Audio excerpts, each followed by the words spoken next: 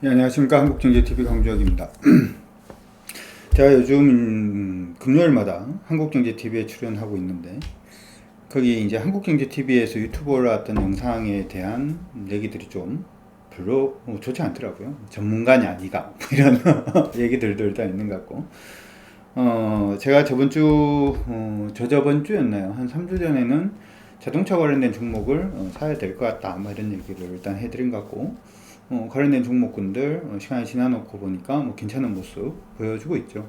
그리고 저번 주에 이제 얘기를 했던 부분이 원자력 관련돼서 얘기를 했는데, 희한하게 원자력 관련돼서 얘기를 하면 좀 욕을 많이 먹는 것 같습니다. 어떤 분은 이걸 그래서 두산 중공업이나 두산 인프라코어를 사란 얘기냐 팔란 얘기냐 뭐 이런 얘기부터 시작을 해서 여러 얘기들이 좀 있었던 것 같습니다. 사실은 이제 개인 투자분들이 지금 시장 안에서 수익이 나느냐 수익 안 나느냐라고 하는 부분은, 앞서 말씀드릴 때 저는 원자력 부분에서의 뭐 전문가 아닙니다. 원자력 부분에 대학을 나온 것도 아니고, 저는 단지 아는 것은 뭐라냐면 어디서 주식에서의 돈 냄새, 수익 냄새가 나는지를 기가 막히게 잡아내는 그냥 주식 전문가다, 이렇게 생각을 해 두시면 좋을 것 같습니다. 원자력은 원자력 잘하신 분들이 더 잘하실 거고, 화력발전은 화력발전 연구하신 분들이 저보다 훨씬 더 잘하실 겁니다. 단지 중요한 것은 거기에서 주식으로 돈을 만들어낼 수 있느냐 없느냐에 대한 실력은 제가 월등하다, 이렇게 말씀을 드리겠습니다. 실제로 제가 이런 거는 원래 좀 안 보여드리려고 생각을 합니다만은, 뭐 예전에 우리 HMM 그 얘기를 예전에 한번 했던 적이 있어요, 그렇죠? HMM 얘기를 한번 했던 적이 있는데, HMM 같은 경우에도 우리가 저희 방에서 일단 얘기를 한번 했던 종목이긴 합니다. 종목이긴 한데, 이게 지금 보면은 여기 그냥 이렇게 해놓고 보여드릴까요?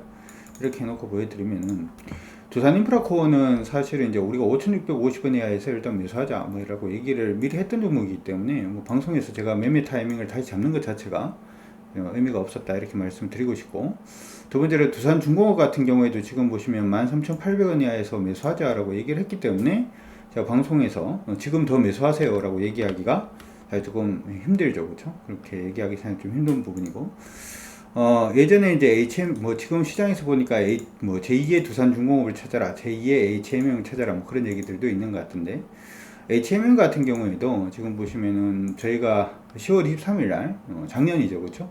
6,750원부터 시작을 했습니다. 돈 냄새는 기가 막히게 맞죠, 그렇죠? 지금 제가 여러분들한테 유튜브를 해드리고 있는 부분은 이런 식의 아이디어를 여러분들이 찾아가시라고 얘기를 하는 거지, 원자력 부분에 어떤 그 전문가가 되어라 아니면 반도체 장비에 대해서 여러분들이 전문가가 되어라, 뭐 그런 부분에 얘기를 하는 건 아니에요. 이걸 구분을 잘 하는 게 어떻게 보면 주식 투자하는데 돈을 버는 가장 기본적인 요소가 되지 않나 라고 저는 개인적으로 생각을 합니다.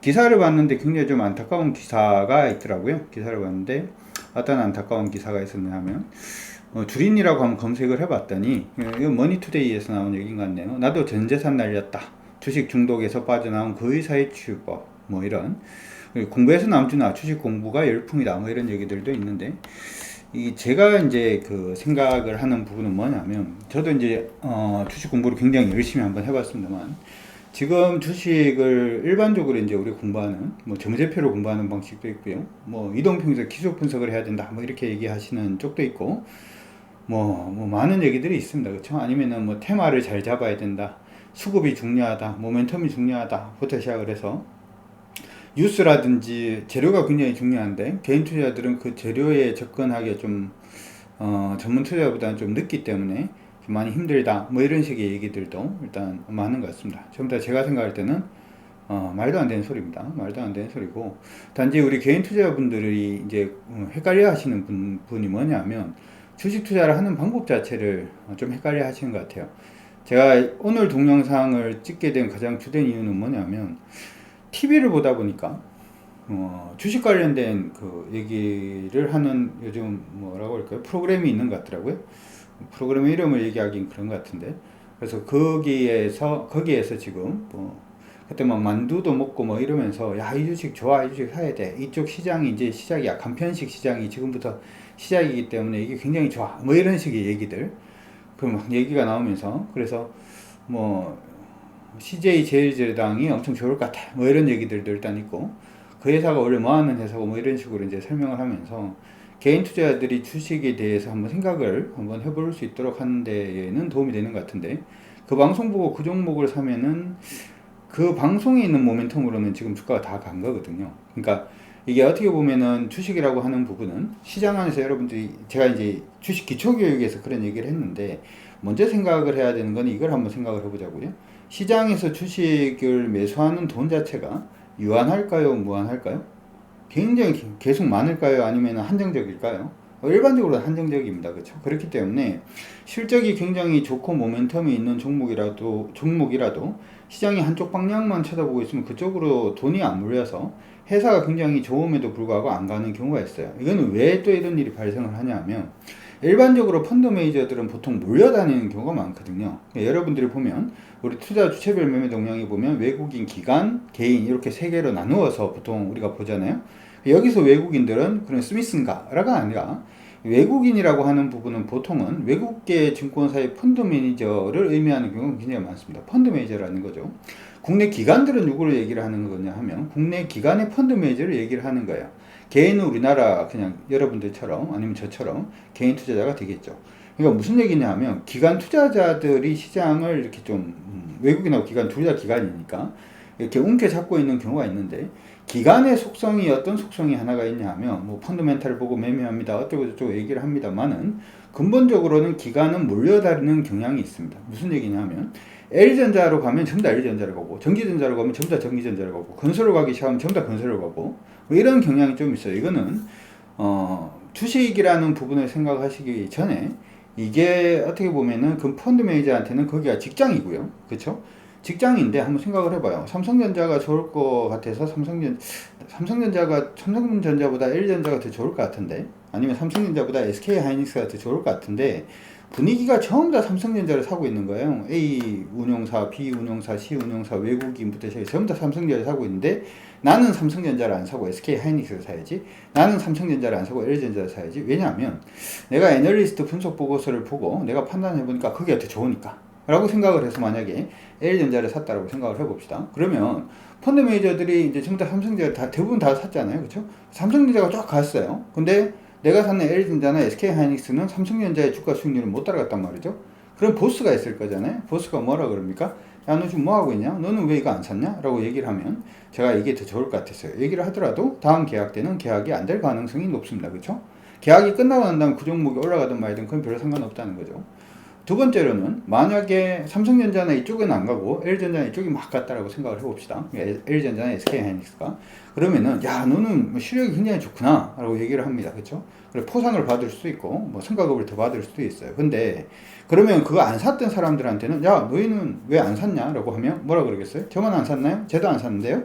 뭐 이런 식이었던, 계약이 유지될 가능성이 높다는 거죠. 직장 고용의 안정성 부분이 유지될 가능성이 높다는 거죠. 일반적으로 그런 식이 아닐까 싶은데, 제가 생각할 때는. 그래서 그냥 이 몰려다니는 경우가 있어요. 그러니까 투자 주체별 매매 동향에서 크게 세 부분 중에서 두 부분이 같이 막 몰려서 돌아다니는 경우들이 한 번씩 있기 때문에 소외되는 종목군들이 있는 거죠. 그래서 그 소외되는 종목을 한 번씩 이렇게 턴하는 부분 자체를 우리가 일반적으로 순환매라고 그냥 부른다, 이렇게 생각을 하시면 좋을 것 같습니다. 좋을 것 같고, 왜 이 얘기를 해드리냐면, 이러한 부분에서 음식료 관련된 종목군들은 일부 종목군들을 제외하고 좀 많이 올랐어요.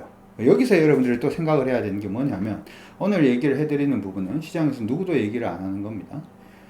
지금 보면은 여러분들 교재나 책이나 이런 거 보면, 우리 주린이 여러분들이 책을 보시면 워렌 버핏 책도 있고 존 레퍼 책도 있고, 아니면 차트가 중요하다라고 하는 사람도 있고, 뭐 여러 가지 사람들이 있는데, 아니면 재무제표를 안 보면 투자를 하지 말라라는 사람들도 있고, 사람들이 참 많죠. 그러면은 나는 진짜로 어떻게 투자를 할 것인가라고 하는 부분에 여러분들이 진짜 한번 고민을 해봐야 됩니다. 왜냐하면 안 그러면 이렇게 되는 거예요. 나도 전재산 날렸다, 주식 중독에서 빠져나온 그 의사의 치유법, 뭐 이런 거. 공부해서 남주나 주식 공부 열풍. 그럼 주식 공부를 하더라도 제대로 된 방식으로 공부를 하지 않으면 어차피 협방입니다. 여러분들 하나 생각을 하실 게 뭐냐면은, 제가 저번에도 그런 얘기를 한번 했는데, 주식 투자라고 하면은 대부분은 위험하다라고 얘기를 합니다. 그리고 이번에 상승하는 이 상승장 자체가 이번에 좀 많이 올랐었죠. 그렇죠? 100% 정도? 100% 이상 좀 시장이 올랐는데, 이 오른 부분 자체의 시장이 이번에만 그랬냐 하면 아니에요. 이게 한 4-5번 이전에도 있었거든요. 시장 오르는 부분이. 심지어는 4배, 5배 오르는 시장도 있었습니다. 근데 그때의 시장에 참여했던 그 시대의 젊은 분들은 공부를 안 했나? 아니요. 그분들도 공부를 엄청 했어요. 근데 공부를 했음에도 불구하고 이게 왜 그때는 잘 안 됐나? 어느 쪽으로 가야 되는지 여러분들이 전체의 큰 그림 자체를 못 그리기 때문에 못 그려놨기 때문에 저는 그렇지 않을까라고 생각합니다. 구분하세요. 어떻게 구분하냐 하면 첫 번째로 여러분들이 재무제표를 보고 투자를 하겠다라고 생각을 하면 재무제표를 보고 투자를 하겠다라고 생각하면 일단 가치 투자입니다. 현재 가치 대비해서 주가가 현재의 가치 대비해서 주가가 낮은 그러한 회사들을 찾아서 현재 가치 정도까지 주가가 올라올 때까지 좀 기다려주는 그런 부분의 투자 방법이라고 생각을 하시면 돼요. 그걸 할 때는 뭐가 필요하죠? 재무제표가 필요하죠. 이 회사가 지금 어떤 상태고 돈을 얼마나 벌었는지를 알아야지 이 회사의 가치가 얼마인지를 알 수가 있고 이 회사의 가치가 얼마인지를 알아야지 지금이 저평가인지 고평가인지 알 수가 있기 때문에 그렇게 하실 때는 재무제표를 무조건 보셔야 됩니다. 뭐 할 때? 가치 투자할 때. 여기서 얘기하는 가치 투자라고 하는 부분은 기본적으로 주가의 현재 가치 대비해서 회사의 현재 가치 대비해서 주가가 낮은 경우의 종목들을 찾아서 현재 가치까지 한번 기다려 보겠다라고 투자하는 방식. 소위 말해서 그거 공부를 하시려고 하시는 분들은 벤저민 그레이엄이 되었던 존 네프가 되었던 이런 분들의 책들이 대부분 그런 식의 성향을 가집니다. 근데 두 번째로는 또 뭐가 있냐면 여러분들한테 제가 저번 주에 현대차 얘기를 했잖아요. 요건 얘기를 한번 하도록 하죠. 그러면은 실적 대비해서 그렇게 저평가된 종목군들이 왜 생깁니까? 라고 얘기를 하면 방금 전에 얘기했는 돈이 뭉쳐서 돌아다니는 경우가 있기 때문에 그러다 보면 어떻게 저평가된 애들 쪽으로 돈이 안 가는 경우가 있어요. 그러니까 실적이 좋은데도 불구하고 주가가 계속 밀리는 그런 경향들이 한 번씩 생긴다는 거죠. 뭐 예를 한번 들어 드릴까요? 그런 종목들이 정말 있나요? 요즘 이미 좀 올라있는 종목군들도 있고 아직까지 안 오른 종목군들도 있고 여러가지 종류들이 있는데 요거 어떨까? 한번 봐볼까? 요거는 아니고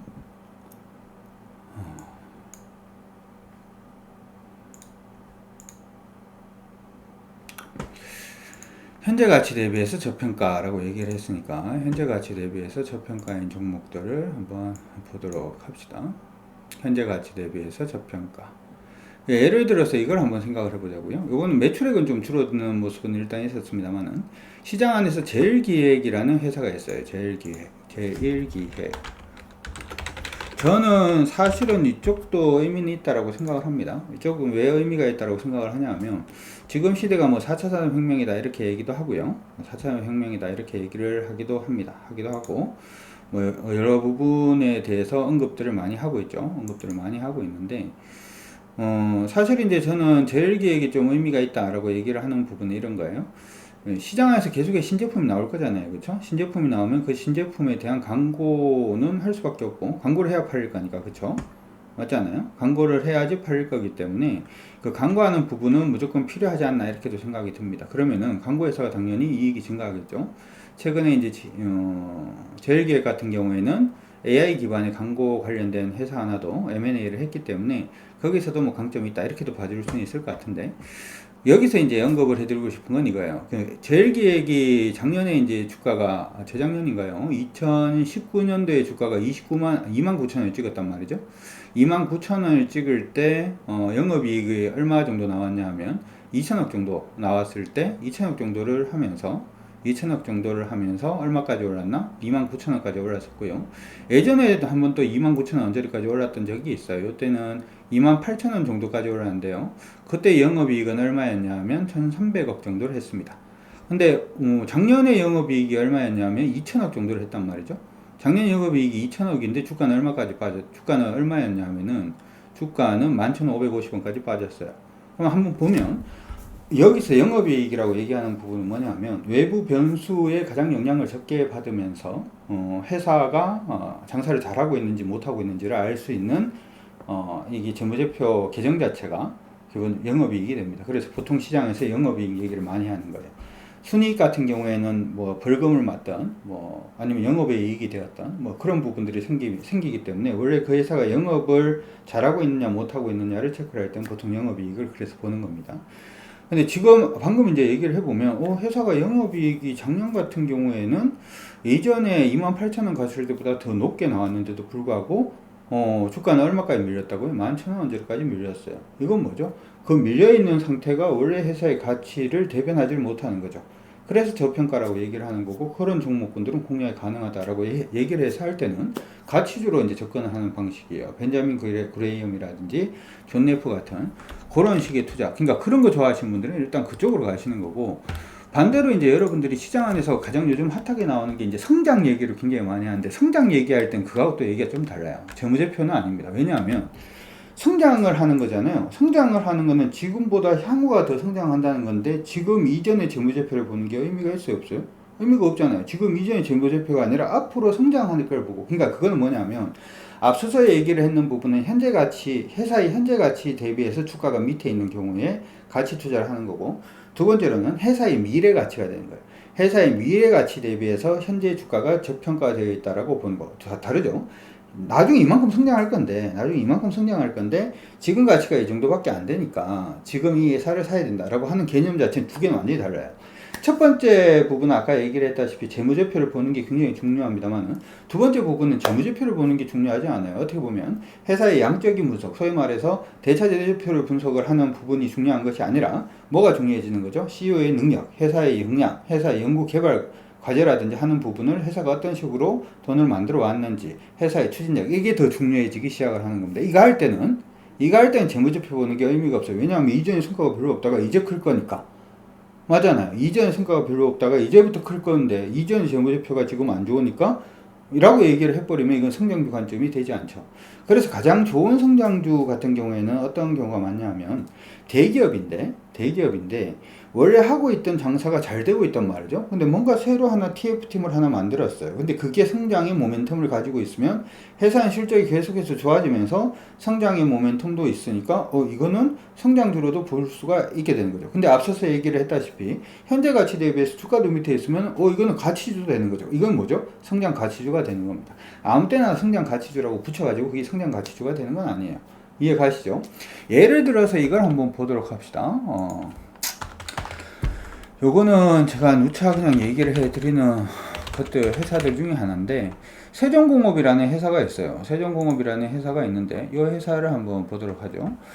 세종공업이라는 회사는 자동차 부품 회사예요. 자동차 부품 회사인데 사업의 내용보다는 재무제표를 한번 보도록 하죠. 요약 재무제표를 들어가서 한번 살펴보도록 하겠습니다. 내가 오늘 왜 이걸 하고 있는지 모르겠습니다만은 일요일이라서 심심해서 이런가? 오늘은 동이랑 놀러 안 가나? 뭐 이런.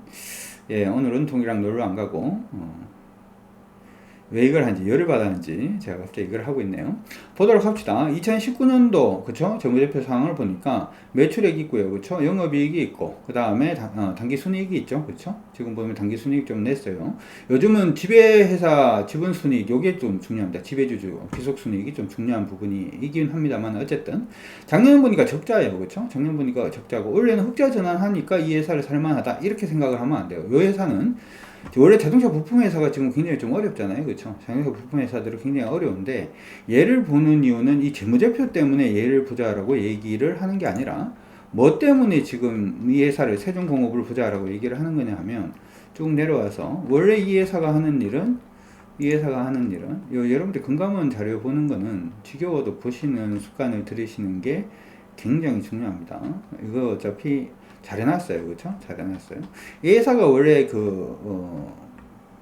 우리 보통 화석연료 기반의 그 현대자동차 관련돼서 배기가스라든지 하는 부분을 어떤 뭐라고 할까요? 자동차 부품을 납품하는 그러한 회사입니다. 그래서 적어놨죠. 자동차 부품 산업의 대표주자라고 적어놨어요, 그렇죠? 적어놨는데. 중요한 거는 이 회사는 아까 봤는 재무제표를 보고 투자를 하는 게 아니다 이렇게 얘기를 했던 이유가, 이 회사는 성장성을 보고 지금 투자를 하는 거거든요. 성장성을 보고 투자를 하는 건데, 성장할 때는 재무제표가 중요한 게 아니라 연구개발이 중요해요. 첫 번째는 무슨 얘기냐면, 이 회사가 어느 쪽으로 지금 연구개발을 하고 있는지를, 그리고 그 부분이 지금 이 산업이 나아가고 있는 방향하고 이 맞아떨어지는지 맞아떨어지지 않는지를 보는 겁니다. 자, 연구개발 부분 한번 보도록 하죠. 연구개발 부분을 보니까 배기 뭐 가스 저 얘기를 하기도 하죠. 얘기를 하고 뭐 쭉 이렇게 나옵니다. 쭉 나오는데 소음 해석부터 시작을 해서 뭐 여러 가지들 얘기들이 쭉 나오는데 갑자기 뭐 얘기가 나오는 부분이 전해질 연료전지 얘기가 일단 나오죠. 언제부터 2009년도부터 시작을 했습니다. 보입니까? 고분자 전해질 연료전지? 연료전지 부분의 강점을 언제부터 연구를 했다고요? 지금 보니까 여기 이렇게 적어놨죠. 2009년 10월부터 2012년 4월 30일까지 세종하고 효성정밀하고 같이 연료전지 자동차용, 이게 수소차도 될 수도 있죠, 그렇죠?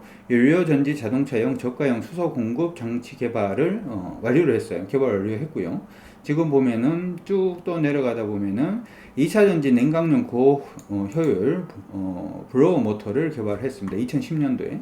이 회사가 지금 가지고 있는 게 지금 친환경으로 가고 있는 거잖아요. 친환경으로 가고 있는 부분에서 중심에 설 수 있는 기술력 자체를 거의 한 10년, 11년, 12년 전부터 시작을 해서 계속 지금 연구를 해오고 있었다라고 하는 부분이 일단 보이죠. 그렇죠?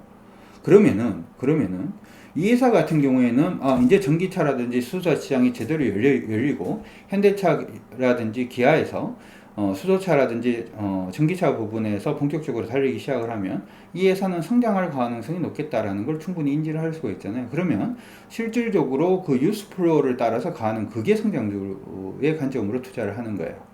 이해가 가십니까? 이해가 가세요? 그러면은 성장, 그러니까 이게 저평가냐 성장이냐라고 하는 부분은 두 가지로 여러분들이 나누어서 가지고 그렇게 보시는 방법도 있고요. 요거 같은 경우에도 여러분들이 지금 이러한 부분도 여러분들 보시면 성장주 관점으로 이제 접근을 하는 부분이죠, 그렇죠? 성장주. 성장주로 접근하는 방식하고 성장주로 접근하는 방식하고 그 다음에 가치주로 접근하는 방식은 아예 투자하는 가치관 자체가 완전히 달라요. 그러니까 이 원자력 발전이라 그래서 원자력 발전을 얼마나 잘 알고 있느냐가 중요한 것이 아니라 가치관 자체가 완전히 다릅니다. 이쪽을 보실 분들은 필립 피셔라는 사람이 있어요. 필립 피셔라든지 하는 사람들의 책을 읽어보시면 도움이 됩니다. 그러니까 책 읽는 것도 완전히 달라요. 여러분들이 주린이 분들이 주식 초보라 가지고 책을 읽어보면은 아까 뭐 주식 공부 열풍 공부하면 공부할수록 어려워집니다. 왜냐하면 완전히 디스켜서 짬뽕이 되거든요. 짜장면을 먹으려면 짜장면을 먹든지 짬뽕을 먹으려면 짬뽕을 먹든지 아니면 난 짜장면도 먹고 싶고 짬뽕도 먹고 싶어 해서 짬짜면을 먹어도 짬뽕은 따로 담겨 있고 짜장면도 따로 담겨 있는데 두 개를 들이섞여 놓으면은 좀 묘해지죠. 짜장면하고 짬뽕이 둘 다 지금 제가 보는 주식 초보 책들은 대부분 이걸 그냥 섞어 놓은 거예요. 섞어 놨는 거에서 짜장면하고 짬뽕을 구분해 내려고 그러니까 여러분 주린이 분들이 공부를 하면 할수록 어디로 가냐면 미궁으로 막 빠지기 시작을 합니다. 미궁으로 빠지기 시작을 해요. 세 번째로는 배당 투자가인데 저는 오렌 버핏이라는 분을 가치 투자자로 보지 않거든요. 저는 배당 투자자로 봅니다. 시장이 폭락하면 장난 아니게 사죠. 단적으로 얘기해 드리면 이렇게 얘기를 해 드릴 수가 있어요. 오렌 버핏 같은 경우에는 이제 세 번째입니다. 첫 번째는 가치 투자, 두 번째는 성장주 투자, 세 번째는 뭐 지금 얘기하는 건 배당주 투자인데 오렌 버핏이라고 얘기를 하면 첫 번째로 딱 보이는 사진이 한번 검색해 볼까? 진짜 그렇게 보이는가? 그렇게 보이는가? 한번 검색을 한번 해볼까요? 오렌 버핏이라고. 오렌 버핏. 버크셔워의 우리 회장님. 오렌 버핏 탁 치면은 탁 보이는 게 뭐가 보여요? 여기 보면 벌써 코카콜라 보이죠, 그렇죠? 코카콜라 보이고. 오렌 버핏 얘기하면 코카콜라 엄청 보여요. 코카콜라 심심하면 코카콜라가 보이고 어디 가서 음료수를 드시면은 뭐 코카콜라만 드신다 뭐 이런 얘기가 있을 정도로 오렌 버핏 하면은 코카콜라 얘기를 굉장히 많이 하죠. 시장 안에서는 이분은 이제 가치 투자자다 이렇게 얘기를 하는데 저는 왜 이분을 갑자기 배당 투자자다 이렇게 얘기를 하냐면 뭐죠? 이게 지금 보면은 애플을 사기 전까지만 하더라도 이제 그런 모습이 항상 보였는데 코카콜라만 가지고 얘기를 하면 코카콜라를 오렌 버핏이 언제 매수를 했냐면 1989년도였나요? 검은 월요일 할 때 미국 시장이 갑자기 그 한날에 막 20% 이상 폭락하고 이런 지수가 막 그렇게 폭락을 하던 그 검은 월요일이 있었거든요. 그 이후부터 시작해서 시장이 굉장히 좀 안 좋았어요. 그때 이제 오렌 버핏이 코카콜라를 주워 담기 시작을 합니다. 1조 6천억 달러 정도를 주워 담는데요. 주워 담는다 그러니까 좀 그렇긴 하다. 한 4개월 정도를 그렇게 사는 거예요. 쫙 샀는데 그래서 대충 단가가 한 2.3불 정도 되는 걸로 알고 있습니다. 얼마라고요? 2.3불. 1993년도인가 4년도에 코카콜라가 배당을 얼마 줬냐면 27센트 정도를 줬어요. 그냥 10년 정도. 오렌 버핏이 무슨 얘기를 했냐면 이렇게 얘기를 했어요. 주식을 10년 안 가지고 있으면 10분도 가지고 있지 마라. 주식에서 첫 번째로 생각해야 되는 거는 첫 번째 무조건 손실을 보지 마라. 두 번째는 첫 번째 원칙을 무조건 지켜라. 이게 무슨 강아지 엄마 아빠 소리인가? 뭐 이렇게 생각을 할 수가 있는데 조금 더 나아가서 이분이 하셨던 행적을 보시면은 한번 생각을 해봐요. 아까 얘기할 때 코카콜라를 2.3불 정도에 샀는데 배당을 얼마를 받으면 27센트를 10년을 만약에 받으면 그냥 원금 회복이에요. 그렇죠? 배당 받은 것만 가지고 그냥 원금을 회복입니다. 근데 10년이나 가지고 있을 수가 있나요? 절대로 손실 보지 마라. 가지고만 있으면 된다. 두 번째, 첫 번째 원칙을 무조건 지켜라. 이게 10년 동안 가지고 있으면 무조건 플러스가 되잖아요. 마이너스가 될 수가 없잖아요. 근데 더 놀라운 사실은 뭐냐 하면 코카콜라가 재작년이었나요? 배당을 1.6불 줬어요. 얼마에 샀다고요? 2.3불에. 근데 배당을 얼마 줬다고요? 2.6불로. 회사가 계속 커나가다 보니까. 그러다 보니까 뭐 1조 투자했으면은 만약 1억을 투자했으면 6천만 원씩 돈이 나오는 거예요. 배당으로 1년에. 이 주식 팔 수 있나요? 1억 투자했는데 6천만 원씩 주는데 1년에? 못 팔죠. 그러니까 워런 버핏 주식을 한번 사면 안 팔죠. 웬만하면. 우리나라 포스코는 왜 팔았게요? 포스코는 실적이 안 좋으면 8,000원 배당 줘요. 실적이 좋으면 만원 배당 줍니다. 안 좋으면 8,000원, 좋으면 만원. 더 좋아지면 어떻게 해요? 더 좋아져도 만원 줘요. 무조건 만원 줍니다. 안 좋아지면 8,000원. 좋아지면 더 줘야 되는데, 그죠? 그걸 주질 않는 거죠. 워런 버핏이 그래서 나가지 않았나, 저는 그래서 생각도 들고, 워런 버핏 투자 중에서 가장 안 좋았던 투자 중에 하나가 바로 버크셔 허서웨이를 매수했을 때라고 시장에서 얘기를 많이 하죠. 왜 이렇게 얘기를 하냐면, 버크셔 허서웨이가 원래 섬유회사였는데 자산 가치도 굉장히 높고 이런 거예요. 그래서 이 회사를 샀는데 주가가 계속 안 올라가는 거죠. 그리고 이 사회에다가 뭐 이것도 팔고 저것도 이렇게 하면 회사가 더 좋아질 것 같은데 이렇게 해봐요 라고 얘기를 했더니 이 사회에서 안 들어준 거죠. 그러니까 어떻게 했나요? 회사를 인수를 해버린 거죠.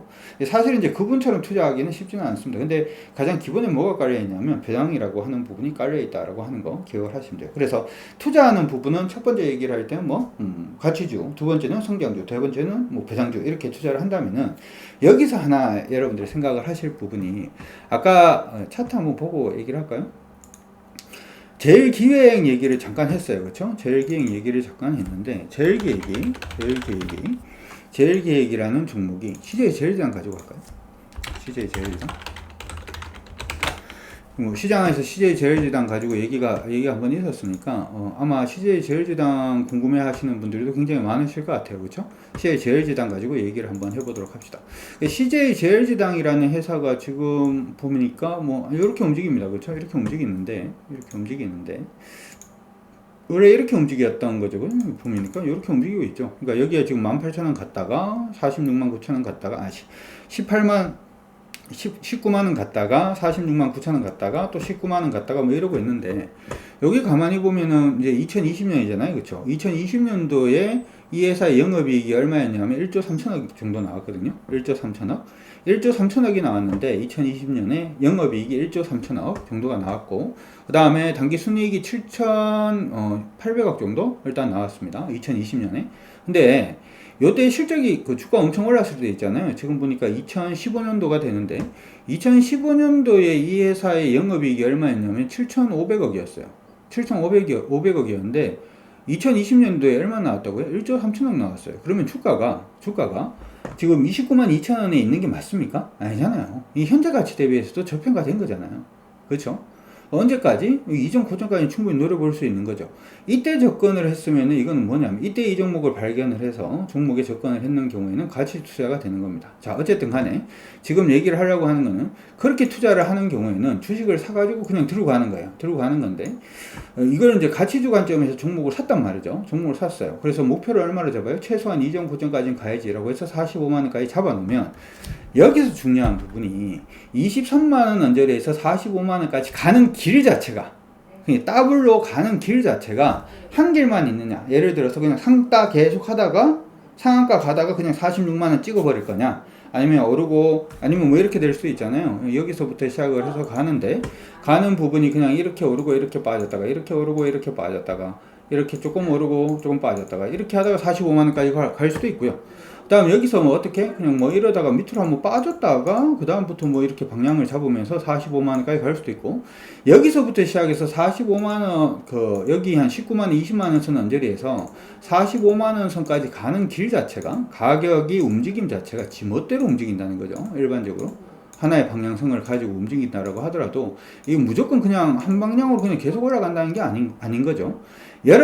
제가 이게 왜 갑자기 이 설명을 드리냐면, 여러분들이 이동평균선을 보시든지 뭐 스토캐스틱을 보시든 MACD를 보시든 뭘 보시든 간에 매매하는 부분 있잖아요. 주식을 사고 팔고 하는 부분이 필요한 부분은 이것 때문에 필요한 거예요. 여기 안에서 종목을 그냥 들고 있다가 이게 지금 보시면 조금 오르고 난 다음에 이 빠지는 이 폭 자체, 요런 폭이 있잖아요. 이걸 갖다가 여러분들 한번 보도록 합시다. 이 빠지는 폭 자체가 그냥 빠지는 게 아니에요. 이게 한 10%, 뭐 5% 이렇게 빠지는 게 아니라 5% 이렇게 빠지는 게 아니라 빠지면은 10% 이상씩 빠집니다. 종목이 10% 이상씩 빠져요. 지금 보시면 한번 해볼까요? 쭉 올라가서 32만 5천 찍고 난 다음 32만 5천 찍고 난 다음에 빠지는 가격권이 얼마까지 빠지냐 하면은 뭐 그렇게 많이 빠지지 않았네요. 29만 6천 원까지 빠지고 난 다음에 여기서 얼마를 가요? 거의 한 달을 갑니다. 옆으로. 그러면 이걸 갖다가 내가 버틸 수 있냐 없냐, 요거 할 때 이게 여기서 한번 훅 꺼졌다가 올라갈 거냐 아니면 그냥 갈 거냐, 요거 할 때 필요한 게 기술적 분석이 필요한 거고, 그거에 따라서 매매하는 거는 가치 투자도 아니고 성장주 투자도 아니에요. 뭐냐 하면 그냥 매매예요. 이때 필요한 게 뭐냐 하면 기술적 분석이 필요하고 수급 분석이 필요한 겁니다. 이해가 가십니까? 이걸 갖다가 들이 다 섞어 가지고 여러분들이 뭔가 답을 내려고 그러니까 답이 안 나오는 거예요. 답이 안 나오는 겁니다. 답이 안 나오니까 무슨 일이 발생을 하냐 하면은, 누가 뭐가 좋다라고 얘기를 하면은 아이씨 좋다 그러면 이제부터 빠지겠지. 빠지면 관계없다고. 여기서부터 이렇게 빠지는 부분 자체가 이 전체적인 흐름 자체를 훼손시킬 거냐 훼손시키지 않을 거냐라고 하는 부분을 아는 게 중요한 겁니다. 훼손시키지 않으면 계속 가는 겁니다. 그런데 최근에 걱정하는 부분은 뭘 걱정을 하냐 하면, 이미 45만 언제까지 왔거든요. 저는 지금 얘는 다른 식의 모멘텀을 지금 하나 보면서 이 종목에 일단 관심을 가지고는 있는데, 지금 이 종목이 뭐가 잘 팔리기 때문에 계속 간다? 이거는 사실 지금 좀 넘어서 있는 단계가 아닌가 이렇게 생각을 합니다. 한 가지 아이디어를 드리면은 요 생각을 하나 해보시면 좋을 것 같아요. 이전에 이제 탄소 중립세라든지 하는 부분에 대한 여러 얘기를 했었고요. 이 탄소 중립 부분에 대해서 많은 얘기들이 나오고 있고, 이거에 대한 규제라든지 하는 부분을 유럽 국가에서 하려고 한다 이렇게 얘기를 많이 들었죠. 기억나시죠? 그렇죠? 그러면은 여러분들이 소위 말해서 즉석신품 같은 경우에 어디 담겨 있나요? 즉석신품이 어디 담겨 있죠? 즉석신품은 어디 담겨 있어요? 비닐봉지에 담겨 있지 않나요? 비닐봉지라 그래서 조금 그렇습니다만은 플라스틱에 담겨 있지 않나요? 이건 뭐예요? 이 규제 대상이죠. 그러면은 그걸 지금 팔려고 할 때 그 많은 플라스틱이라든지 그 많은 뭐 비닐이라든지 뭐 하는 부분 자체가 뭐로 대체가 돼야 된다는 거예요? 바이오 플라스틱으로 대체가 돼야 된다는 거죠. 그러면은 유럽에서 이걸 규제를 하기 시작을 하면 바이오 플라스틱 관련된 시장이 굉장히 이제 뭐 할 가능성이 있겠다? 성장할 가능성이 있겠다. 여러분들이 봐야 되는 건 그렇게 봐야 되는 거예요. 그러니까 이게 즉석식품 시장이 지금 잘 팔리니까 그 관련된 종목을 지금 봐야지. 아니야. 거기에 대한 행간 자체를 하나 더 뛰어넘는 그걸 갖다가 여러분들이 자꾸 익히기 시작을 해야지, 주식에 대해서 어떤 종목을 지금부터 봐야 되는지 여러분들이 판단을 하실 수가 있는 겁니다. 우리 지금 유튜브 보시는 분들이 아마 지금은 이미 지금 아직도 기억하고 있나요? 지금 이미 다 잊혀졌는지도 모르겠습니다만은, 제가 여러분들한테 이 방송을 통해 가지고 해안을 드리는 이 여러 부분들 자체가 단순히 시장 안에서 뭔가를 분석을 하고 하는 부분도 굉장히 중요합니다만은, 우리 예전에 우리 동영상 올려놨던 부분을 우리가 한번 보게 되면, 자, 여러분들한테 항상 드리는 얘기들이 이런 얘기들을 굉장히 많이 했어요. 이게 지금 원래에 일단 해드렸던 부분인데요. 항공도 마찬가지고요. 그렇죠? 항공산업 풀어야 위기, 이거 해야 된다라고 예전에 얘기를 한 거죠. 그렇죠? 예전에 얘기를 했는 부분이고, 지금 그 다음에 첨단 재생 바이오 관련돼서 그 다음에 쭉 얘기 나와 보면은 화장품 관련된 부분, 조선주 관련된 부분도 2020년도 12월달, 작년 12월달부터 시작을 해서 어떤 식으로 봐야 된다라고 하는 부분을 아이디어로 제가 드린 거잖아요. 그렇죠? 이런 식이 돼야 된다는 거예요. 해상 운임이 굉장히 좋아요. 우리 아까 보니까 제가 HMM을 옛날에 8천 몇백 원에 샀죠. 그렇죠? 하라고 얘기를 했죠. 했는 그 이유 자체가 뭐예요? 그 이유 자체는 여기 있죠. 이게 이 자료 자체가 광고 하나 하고 난 다음에 보여드리도록 하죠. 그러면 개인 투자자들은 그 자료가 없느냐? 아니에요. 이게 지금 제가 봤던 자료는 보도자료 보고 얘기를 했는 건데, 보도자료는 우리 대한민국 국민들한테는 모두한테 공짜입니다. 공짜 자료예요. 개인들이 정보가 늦어서 아니에요. 아이디어가 늦어서 그럴 뿐입니다. 아이디어가 늦어서. 자료는 이미 다 나와 있습니다. 방금도 아이디어를 하나 드렸죠. 이게 즉석품 시장 자체가 진짜로 커진다. 그러면은 그 비닐은 어떡할 건데? 부터 시작을 해서 한번 생각을 해보시면 충분히 답을 내실 수가 있다는 거죠. 어쨌든 제가 오늘 얘기를 하려고 했던 건 자꾸 딴 데로 새는데, 개인 투자분들이 지금 손실을 하는 부분이 개인 투자자가 노력을 안 해서 공부를 안 해서, 뭐 물론 그럴 수도 있습니다만은 그런 부분이 크다라고 저는 생각하지 않아요. 제가 생각을 할 때는 공부를 해도 이게 어떤 식으로 구분을 해주는지에 대해서 시장에서 아무도 안 가르쳐줘요. 아무도 가르쳐주는 데가 없어요. 이게 내가 지금 하고 있는 부분이 저평가, 내가 지금 짜장면을 먹으려고 그러는지 짬뽕을 먹으려고 그러는지 짬짜면을 먹으려고 그러는지 아니면은 이게 우동을 먹으려고 그러는지 아무도 안 가르쳐 주는 거야. 그냥 중국집은 맛있다, 중국집 가면은 배부르게 맛나게 먹을 수 있다, 이것만 가르쳐 주니까 미치고 환장을 벌떡 뛰는 거죠. 여러분들이 이번 시간을 통해서라도 성장주는 어떤 식으로 투자를 해야 되는지, 근데 성장주 좋아해, 그럼 필립 피셔 책을 일단 읽어봐요. 일단은 제가 쓴 책은 아닐 겁니다만은 필립 피셔 책을 찾아서 읽어봐요. 아, 나는 가치주 투자가 좋던데, 뭐 이렇게 생각이 들면은, 그러면 존 네프라든지 아니면은 벤자민 그레이엄이라든지 하는 부분의 책을 읽어봐요. 책을 읽어봐. 아, 나는 그게 아니라 그냥 단순히 그냥 난 매매를 할 거야. 매매를 할 거야. 좋은 종목을 찾아서 아직까지 가지 않던 성장주가 됐든 가치주가 됐든 나는 그들 종목 안에서 그냥 매매를 할 거야 라고 얘기를 하면, 그 시장 안에 있는 사람들의 심리 자체가 좋아지고 있는지 나빠지고 있는지를 파악하는 게, 그게 더 중요하죠. 무슨 얘기냐 하면, 아이유가 엄청 떴잖아요. 그쵸? 아이유는 탑스타입니다. 근데 아이유가 지금보다 몇 년 전에는 그러면 노래를 못했나? 아니죠. 아니면 그 전에 노래를 못했나? 아니죠. 노래 잘했잖아요. 그쵸? 노래 잘했는데 왜 그래요? 왜 지금은 탑스타고 그때는 탑스타가 아니야? 그거의 차이점은 뭐의 차이점이죠? 시장에서 어떻게 반응을 하느냐의 문제인 거죠. 무슨 얘기냐면, 옛날에는 굉장히 뜨던 스타 자체가 지금은 안 떠요? 그러면 옛날에는 연기를 잘하다가 지금 연기를 못하나? 그건 아니거든요. 옛날보다 지금이 아마 연기를 더 잘할 거란 말이죠. 근데 왜 갑자기 안 떠요? 시장 안에서 영화를 좋아하는 사람들이 방향 자체가, 영화의 어떤 커리큘럼 방향 자체가 딴 데로 지금 커브를 한 거죠. 그렇죠? 그 본질 자체가 변한 건 아니라고. 그러면은 그 본질이 변하지 않고 사람들이 많이 붙는 쪽으로 가는 쪽이 뭐죠? 그게 매매가 되는 거거든요.